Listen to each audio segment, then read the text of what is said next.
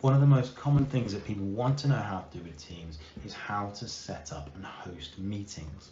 So let's take that same idea of a student concern meeting. Let's say we wanted to actually schedule that and have that meeting with our faculty. There's a few ways to go about doing it. The easiest is inside our team in the channel that's relevant. We've got a little meeting button down there and we just hit Meet Now. What that's going to do is allow us to add a subject. So student concerns, and then we just hit Meet Now. That will load up the meeting, and then either other people in that team will then see that in the channel and can just hit join. If you do want to add specific people, you can just invite them in there, or you can get a link which you can then just paste that into an email or however you want to send that to people. That's a simple way of doing it. However, it is a bit kind of on the fly, if you like. If you want it to be actually scheduled to appear in there as a scheduled meeting, then we need to go into our calendar. And inside here, we can start finding when you want that to appear. So let's say I want it to appear on Thursday the 9th.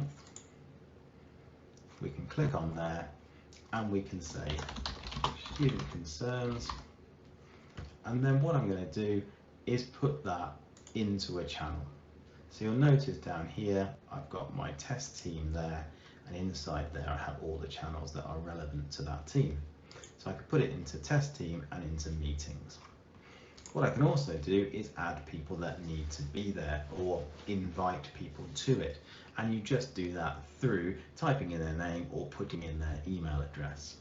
So now I've set that for July the 9th at 9 AM, and I said it's going to last 30 minutes. Once you're happy with all the details, and you can put descriptions of it and all sorts of stuff in there as well, then you just hit send. That will appear on your calendar, but it will also, if we jump back into our Teams, it will appear as a scheduled meeting. So people can see that and see that it's coming up.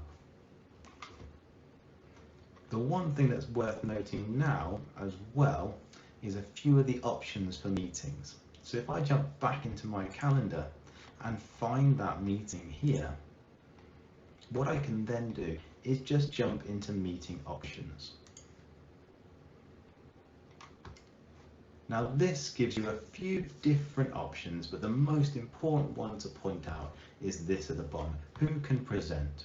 Now when you're dealing just with staff, for the most time, you want everybody to be able to share their screen and have the same rights as everyone else. However, there are times, and particularly when you're meeting with students, where you do not want that to happen. Change that over to only me. That means that if you, let's take that student idea for instance, and you were running a class, they wouldn't be able to share out their screens, which would cause an awful lot of problems. They also have, by default, if you don't change that, the rights to mute other people, remove them from meetings and all sorts of other things, which can just cause a lot of problems. So that's worth pointing out, and we'll point that out again when we start talking about actually setting up meetings for students as well. Just hit save then, and that's then done.